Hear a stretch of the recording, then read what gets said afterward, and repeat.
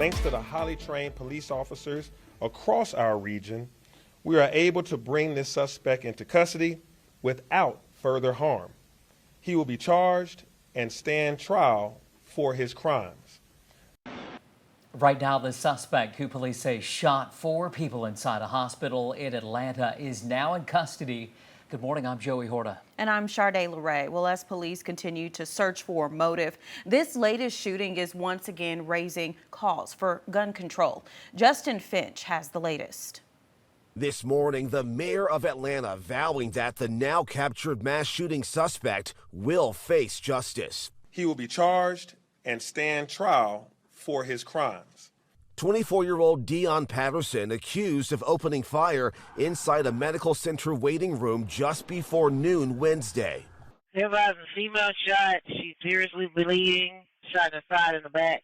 39-year-old CDC employee Amy St. Pierre killed.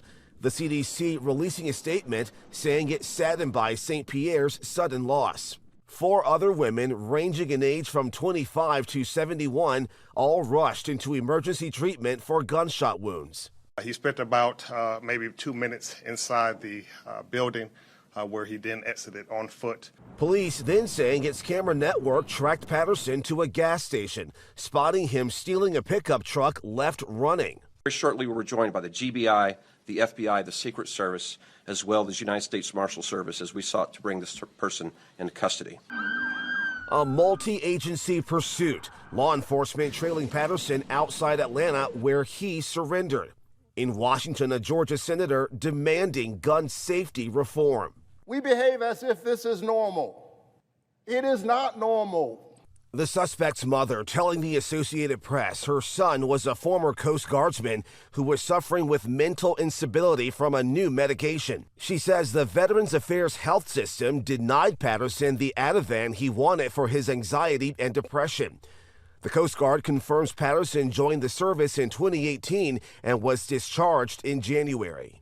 The Gun Violence Archive reports Atlanta was the site of one of at least 2 U.S. mass shootings Wednesday. The archive now counts more than 190 mass shootings so far this year. Justin Finch, ABC News, Washington.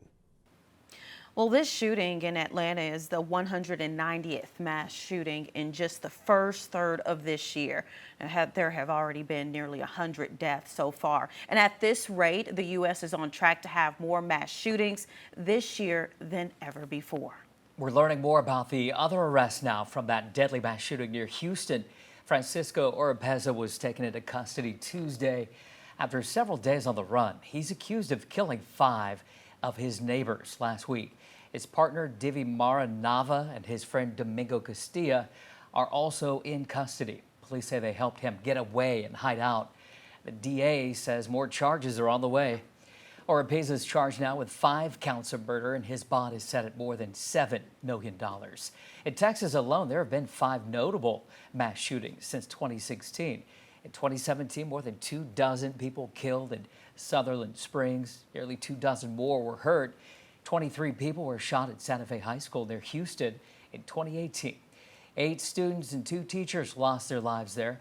Down in Uvalde, 19 kids and 2 teachers were gunned down at Robb Elementary School just last year. New this morning, more than 20 years after his drowning at Lake Mead, a Central Texas woman spreads the ashes of her father at the lake he considered to be his happy place. You're looking at exclusive photos from Tina Bushman of Lorena, just outside Waco, decades after her dad, Thomas Ert, drowned at the lake. The drought uncovered his body in 2022. And thanks to a DNA match from Tina, the family would finally get the closure they were desperate for. He always told us he wanted to be cremated and thrown in the lake, which is kind of ironic. We first spoke to her back in November, and we're told now the water levels are going back up again after the recent rainfall out west. Out of the 4 sets of human remains found at the lake last year, 3 have been identified, all except for the man found dead in a barrel. Investigators say he was shot. Tonight on a special edition of 2020, a deep dive into the investigation right here at 9 o'clock, followed by 25 News at 10.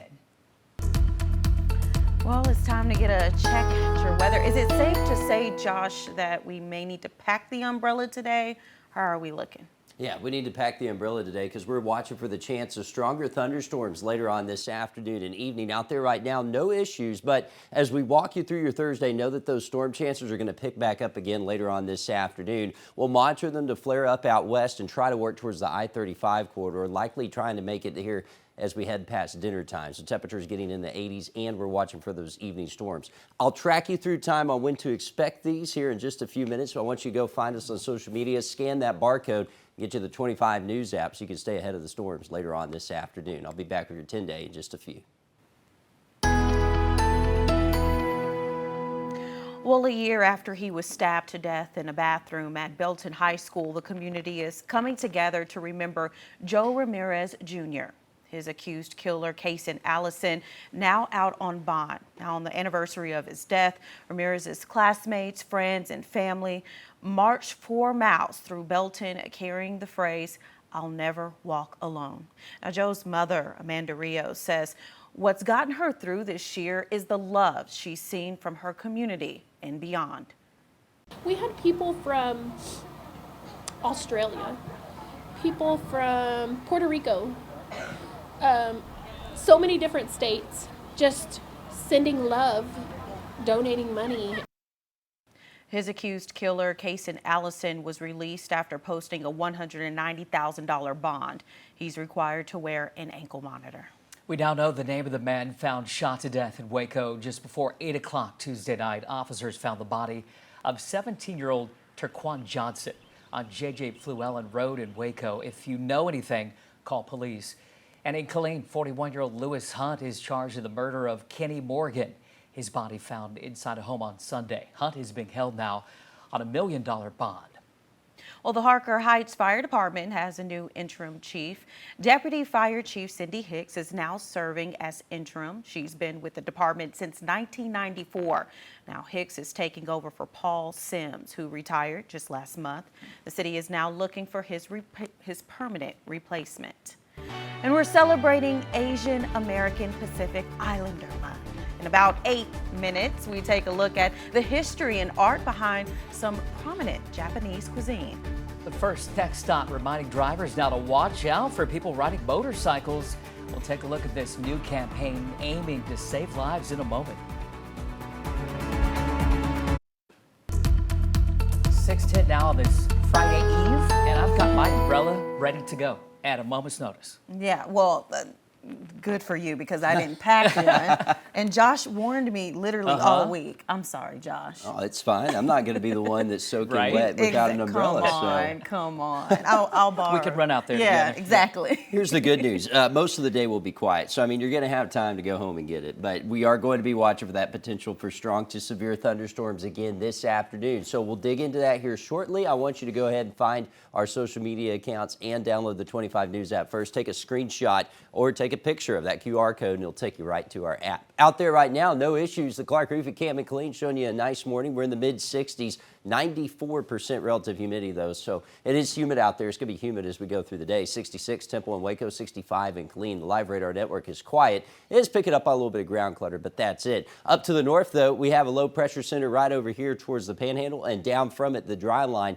That's what we'll be watching this afternoon, because as we get into the heat of the day, we'll see thunderstorms start to flare up there along the dry line, and that's when we will have that potential for some to be strong to severe. Again, the middle of the day is fine. We'll start to introduce rain chances after around noon. Could see a couple of spotty thunderstorms fire up, but I think our best chances will be coming later on this evening. That's where I have the potential for severe weather along and west of I-35 for the most part. I think the better chances will actually be out towards Hamilton, Goldthwaite, San Saba. The potential is there for hail up to the size of golf balls, winds to 60 miles per hour, and even a low threat of a tornado. Can't rule it out, but I don't think this is going to be one of those events like what we saw, say, last week where we had those multiple storms that had the potential to produce tornadoes. I think this will be more of a hail and a wind threat. Let's walk you through time on Future Track, show you how this will play out. Again, we start out with the clouds here this morning. By afternoon, we're watching for a couple of thunderstorms to develop out west of I-35, and the activity likely starting to flare up a little bit more in the late afternoon. Models have been really struggling with the timing of this. If we get a lot of activity flaring up out west, it is possible to organize this into a complex and worse towards the I-35 corridor. And again, it could be isolated like what you see here. If we see a complex try to work in, it's a wind threat. If we see the more isolated activity, we're looking at a very large hail threat. And the energy's there, again, to produce some hail up to the size of golf balls, if not a little larger. That threat really weakens, though, as we go later on into the evening. We get that cap to build back in on us. We'll start off with clouds again on Friday, and by late afternoon Friday, guess what? We're going to do it all over again with another threat of thunderstorms, and rinse and repeat for Saturday as well. We're watching the dry line each afternoon for that threat of showers and thunderstorms developing later on in the afternoon and evening, some of which will be strong to severe. It's also going to get pretty toasty. 88 for Friday, 87 for Saturday. Rest of that 10-day forecast shows temperatures hanging in the mid to upper 80s through much of next week. All right, thank you, Josh. Well, here's something very important to think about during your morning commute. At least one motorcyclist dies every day on a Texas road. Now, that statistic coming from TxDOT, prompting them to remind drivers about an annual campaign. 25 News reporter Nakia Simon live in the newsroom now with more on how this can actually save lives. Good morning, Nakia. Good morning, Sade and Joey. It is National Motorcycle Awareness Month, and over 500 riders lost their lives, with over 1,000 people seriously hurt in crashes. Texans like Amy Jo, who was enjoying a ride on the back of her boyfriend's motorcycle in Bell County when a driver turned left in front of them, hitting the bike and throwing her across the road. Seconds later, another vehicle ran her over, leaving her with multiple serious injuries. Thankfully, she survived, but she is still recovering from her injuries 15 years later and is making it her mission to help save lives. Both crashes left me with a traumatic brain injury, a stroke, a neck fracture, a spinal cord injury, and a broken femur. I am still living with the after effects of my injuries, especially the traumatic brain injury. I'm lucky to be alive, and I'm just one of thousands of Texas motorcyclists seriously injured or killed in crashes every year on Texas roads. Here are some tips for safely sharing the road. You want to make sure you stay alert, giving driving your full attention. Pay special attention at intersections. 1/3 of all motorcycle fatalities happen at roadway intersections. Look twice when changing lanes. Check your mirrors. Check blind spots and always use turn signals. And give motorcyclists room when passing them. Move over to the passing lane and don't crowd the motorcycle lane. For more information on this campaign that is happening all month, you can visit texdot.org/safety. Reporting, Nakia Simon, 25 News. Thanks. Well, it's a classic case of whodunit after an alleged drone strike in Moscow. The finger pointing happening now between the Kremlin and Ukraine. That's just ahead in your top stories. It's now 6:15 and you're watching Good Morning Texas.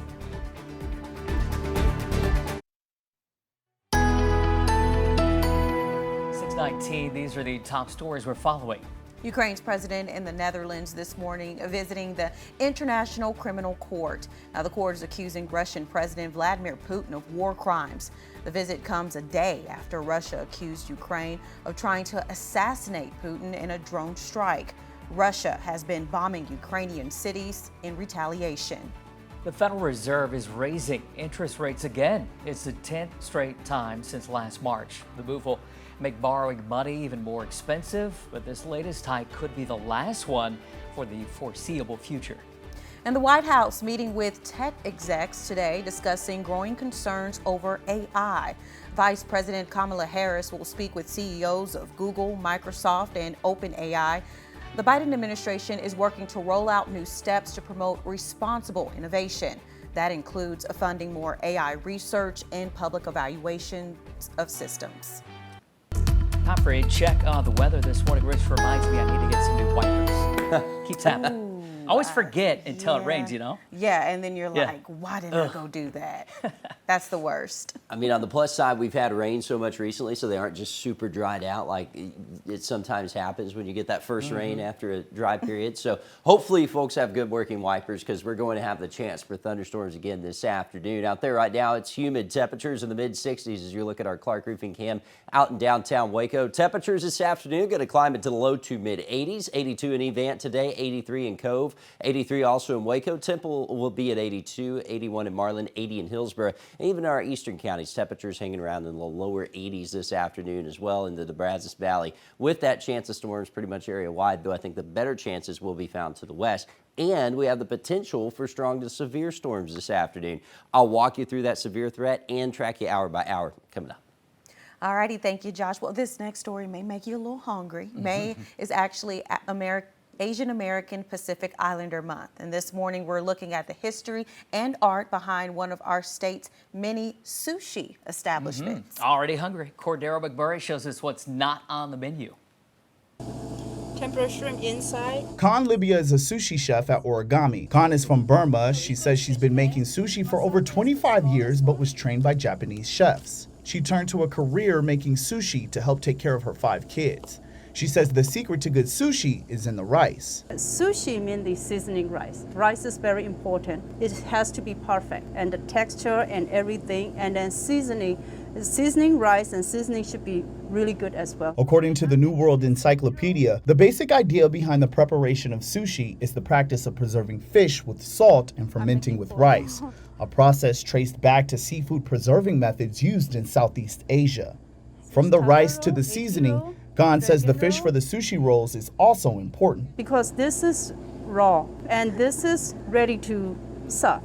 So it has to be like temperature control as well. Khan says there are different kinds of sushi in the Japanese culture, such as sashimi and nigiri. So sashimi is like only fish alone, and then nigiri is fish and rice on top. That's how Japanese eat. And then the sushi roll is a sushi roll. Last but not least, Khan says the presentation of sushi comes with years of experience. So you need to know how to handle your knife, and that's very important. At the same time, you need to know that when you put in the plate, you need to have like color coordination. You have to have a little bit of art, like how you want to paint the picture. That's how you decorate. Khan looks back at the journey of learning how to make sushi and is grateful that she can carry on the delicate legacy of the Japanese cuisine. But more importantly, she's thankful for the customers who appreciate the food. Whoever know the value of the sushi and then who come here, there's a different customer who come and sit here sushi bar. They know how to eat sushi. I'm Cordero McMurray, 25 News. I'm starving now. Sushi, I would eat sushi at this time of day. Breakfast of Champions, come on. We're getting a sneak peek here at one of this year's most talked about blockbusters. We take a look at the highly anticipated sci-fi sequel, Dune Part 2, starring Timothy Chalamet and Zendaya. Find out when you can catch it in theaters coming up.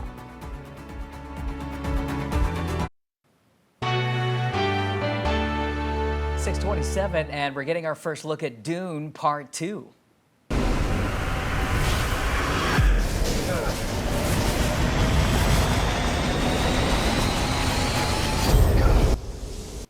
The highly anticipated sci-fi sequel centers around the young Duke fighting an oppressive empire to set a desert planet free. Austin Butler joins the already star-studded cast. Dune Part 2, it's theaters November 3rd. And check this out, a food truck in El Paso is celebrating May the 4th in a very tasty way. See? Keep making us hungry. Frontero Churros making these lightsaber churros. No word if these will be available after May the 4th, but you can expect a lot of other Star Wars themed promotions and events today. Did y'all realize it was May the 4th? No, I didn't. Oh, okay. But hey, I'm ready for a lightsaber fight with a churro. Oh, okay. Listen. I'll take the churro over the sushi. I'll say that much. Really? Yeah, I'll take the sushi. Hands down. For sure. Something for everybody. Well, behold, okay, May the 4th be with you in winning this coffee mug here. Let's do it. And congratulations to today's winner. It's Misty Calloway. Misty, we'll let you know you can pick up one of these mugs. Cheers to you. And if you want one too, just go to our website, kxxv.com/contest. Click that mug and give us your email address. We give them away every day. You just got to watch to win. And all you got to do is step outside later, hopefully, and get a little rain on you.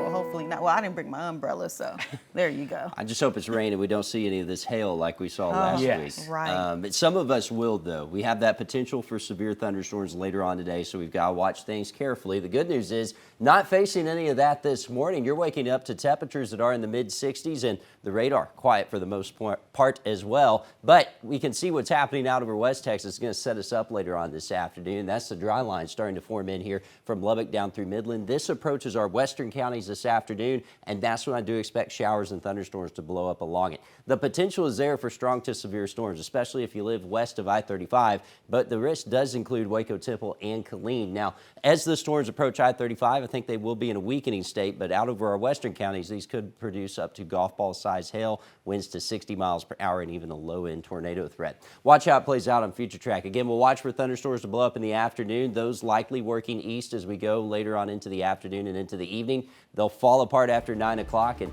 things will wind on down, but we're going to have to watch it closer later on this evening. I'll have a look at your full 10-day forecast here in just a little while. All right, much more to come here on Good Morning Texas. It's 6:30, and we'll be right back.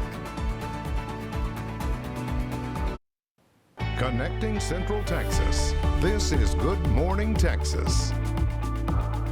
Good morning. Thanks for waking up with us today. I'm Joey Horta. And I'm Sharday LeRae. Well, we're getting a check at our weather because, unfortunately, the sunny days are coming to an end. Just for a little bit, though, right? What should we expect today, Josh? Yeah, just for a little bit, guys. The sunshine, it'll still be out there, but this time the sunshine may trigger some showers and thunderstorms late this afternoon and evening. Now, out there right now, no issues. You're waking up to temperatures in the 60s, so as you're taking the kids out to the bus stop, we'll be in the mid-60s. By afternoon, lower 80s, but notice that storm icon. We do have the potential for thunderstorms later on this afternoon and evening, so go ahead and do the short sleeves and the shorts, but take an umbrella with you as well. I'll walk you through that potential for strong to severe thunderstorms here in just a few minutes, but for now, I want you to go download the 25 News app by scanning that QR code. That way you can stay ahead of the storms as we go through the afternoon. We'll walk you hour by hour coming up.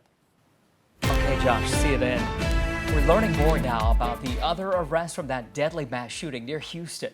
Francisco Oropeza was taken into custody Tuesday after several days on the run. He's accused of killing 5 of his neighbors last week. His partner, Divi Mara Nava, and his friend Domingo Castilla are now also in custody. Police say they helped him get away and hide out. The DA there is saying that more charges are on the way. Oropeza is charged with 5 counts of murder now, and his bond is set at more than $7 million. In Texas alone, there have been 5 notable mass shootings since 2016. In 2017, more than 24 people were killed in Sutherland Springs. Nearly 24 more hurt, and 23 people were shot at Santa Fe High School near Houston in 2018. 8 students, 2 teachers lost their lives there. Down in Uvalde, 19 kids and 2 teachers were gunned down at Robb Elementary School last year. Well, this morning, a year after being stabbed to death in a restroom at Belton High School, the accused killer of Joe Ramirez Jr., Cason Allison, is free on bond. The anniversary of his death, a tough time for his friends and family. And more than 100 people came out to pay their respects. 25 News reporter Andrew Limparski caught up with Joe's mom and sister, who say all the support makes coping a bit easier. 1 year later, Amanda Rios can still feel her son's presence everywhere. It was the day I feared the most, the day that this happened. I was so scared for the day a year got here. On the anniversary of his death, Joe Ramirez and his name can be seen everywhere. Classmates, friends, and family marching 4 miles through downtown Belton. 4 miles was Joe's kind of lucky number. Belton residents watching on as this crowd carried the sentence, "I'll never walk alone."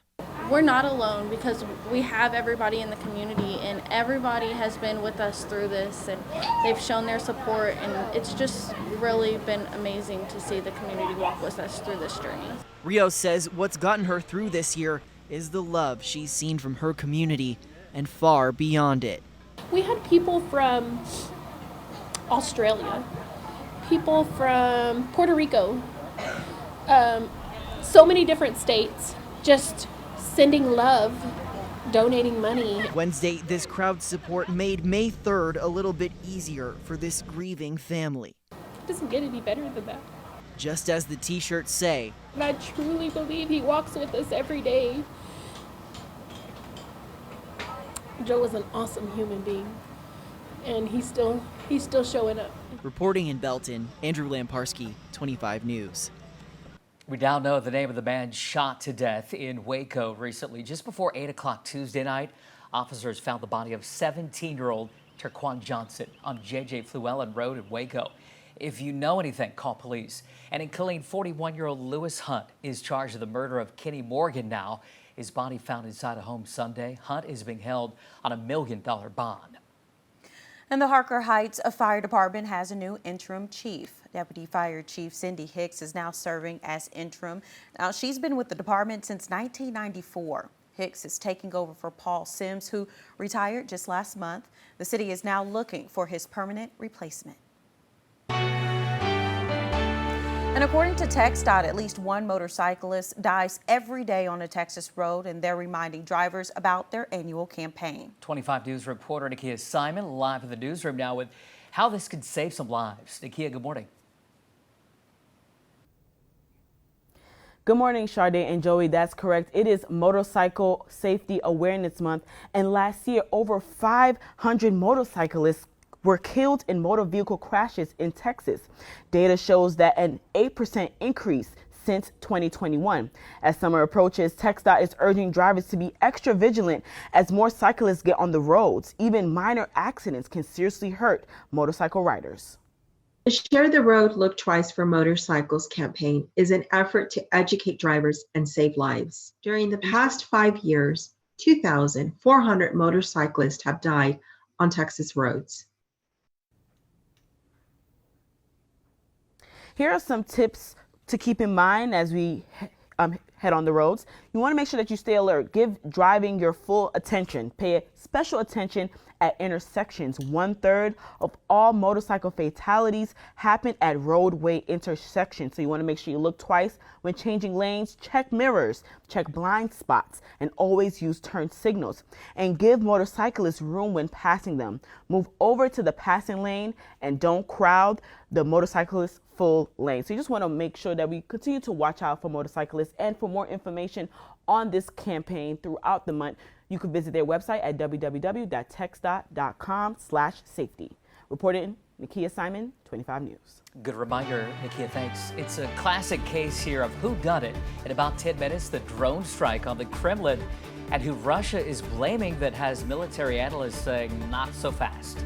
But first, a judge ruling in the case of a Fort Hood soldier convicted of murder. What the decision means for Daniel Perry.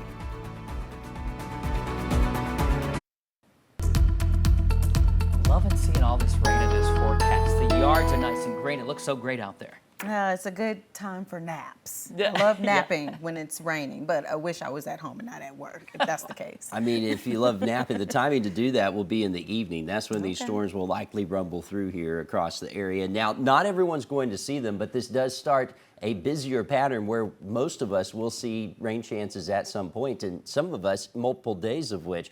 Afternoon storm chances looking pretty likely, not only today, not only tomorrow, but through the weekend and into next week. Each afternoon, we're going to be watching the dry line. That's where the storms will fire, and those storms will have the potential to produce severe weather. The biggest threats, I think, are going to be large hail and high winds. We face the first threat of that here as we go through the afternoon today. I spoke about that dry line. You can see where it is on our dew point map, still way out here off to the west of Midland, where that drier air is meshing up next to that warm, humid air from the Gulf of Mexico. That's going to progress east as we go through the day today, and that's when we'll see thunderstorms fire when it reaches parts of West Texas into some of our western counties as well. Some of those setting up to be strong to severe. The good news is we don't have anything like that out there right now. It's going to hold off until we get into the afternoon, but a good chunk of central Texas under the gun for severe weather, basically along and west of I-35 is we're going to have that biggest threat. And I do have some of our western counties in a scattered risk area because I think activity will be a little bit more numerous out there. Potential is there for hail up to the size of golf balls, winds to 60, and there is a low-end tornado threat. However, I don't think we're going to see the same type of severe weather setup that we saw last week that produced those tornadoes in Coryell County. I think today it's going to be mainly that hail and wind threat that we'll have to watch out for. Future Track shows the clouds that'll be around here as we go through the day. Watch by afternoon, though, we're watching those storms starting to fire along the dry line.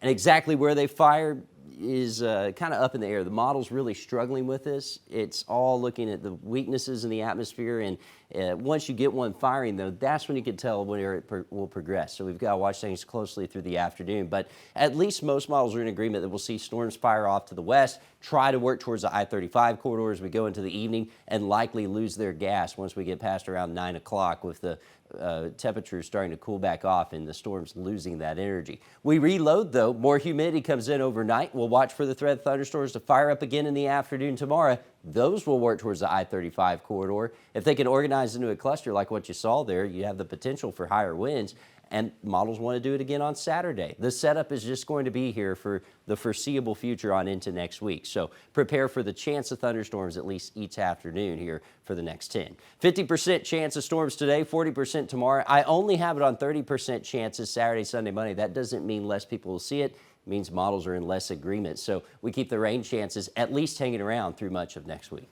All righty, thank you, Josh. Well, happening today, a former Fort Hood soldier convicted of killing a Black Lives Matter protester, expected to be sentenced. Now, this comes after the judge denied a request from Daniel Perry's legal team for a new trial on Wednesday.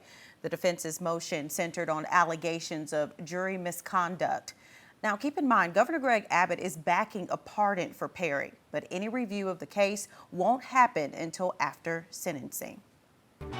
And a storm cloud looming over Washington this morning. As the debt ceiling crisis looms, while you might want to hold off on buying something expensive, it's 6:45. We're back in 2 minutes. It's 6:47. More questions than answers this morning after an alleged drone strike on the Kremlin. The Russians claim it was Ukraine targeting Vladimir Putin, but military analysts aren't quite convinced. Justin Finch has the details. Early this morning, air raid sirens blared throughout Ukraine's capital Kyiv for more than 3 hours. Authorities saying Russia launched a complex airstrike with drones and missiles, but no casualties were reported overnight. It comes after Russia claimed it stopped a drone strike on the Kremlin in the heart of Moscow. What it claims was an unsuccessful assassination attempt on President Putin, who was not in the Kremlin at the time. This is the first time that the war has been brought home to Moscow. Video posted by Russian state media shows the first drone yesterday morning. 16 minutes later, a second drone explodes as it approaches the Russian flag. If in fact this does turn out to be a Ukrainian attack, it likely was not an assassination attempt. The amount of ordnance, the explosive on those drones is too small. They wanted the symbolic victory of attacking the Kremlin. When it comes to who's responsible, experts say there are several possibilities. A resistance group within Russia, a so-called false flag operation by Putin's government to justify more attacks on Ukraine, or a warning shot from Ukrainian forces, which President Zelensky fiercely denied yesterday. We don't attack Putin or Moscow. We fight on our territory. In Washington, after a closed-door briefing with the director of the CIA, Senator Mark Warner said there's no indication yet that Ukraine is behind the drone strike. The committee expressed whatever intel we get, we need to hear it as soon as possible from the agency director. Meanwhile, as Ukraine prepares for a possible spring counteroffensive, the Biden administration today is announcing another $300 million in military aid. Justin Finch, ABC News, Washington. In consumer news this morning, the Federal Reserve announcing yet another interest rate increase. Now, this is the 10th since last March. The central bank voting to boost interest rates by a quarter point. That brings the federal funds rate to a high not seen in more than 15 years. Colleagues and I understand the hardship that high inflation is causing, and we remain strongly committed to bringing inflation back down to our 2% goal. Now it comes as the debt ceiling crisis continues to hover over Washington. The White House also saying if the country defaults, the U.S. could lose more than 8 million jobs, and the stock market could be cut in half. Well, honoring those who made the ultimate sacrifice. The memorial coming up this weekend for firefighters all over the country, including one from Central Texas. And I'm tracking the potential for severe thunderstorms this afternoon. The latest on the timing and the threat so spring coming up.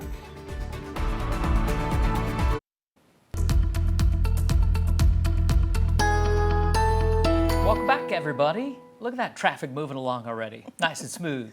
Well, your commute will be dry this morning, right, Josh? But expecting some rain later on today. Yeah, morning commute is going to be fine. It's that afternoon commute where we may have to watch for the potential for thunderstorms. Mid-60s out there currently on the Clark Roofing Cam and Killeen. You saw I-14 moving smoothly. Should still do that through around lunchtime. By afternoon, though, that's where we're watching for these thunderstorms to develop. Temperatures getting in the lower 80s this afternoon. And so those storms could be strong to severe, and that means the potential for hail and wind are there. And it's because of the warm air that we're going to have in place this afternoon. Mid-80s as we head into the late afternoon, which is a little above where we should be this time of year. I'll walk you through that severe weather threat coming up.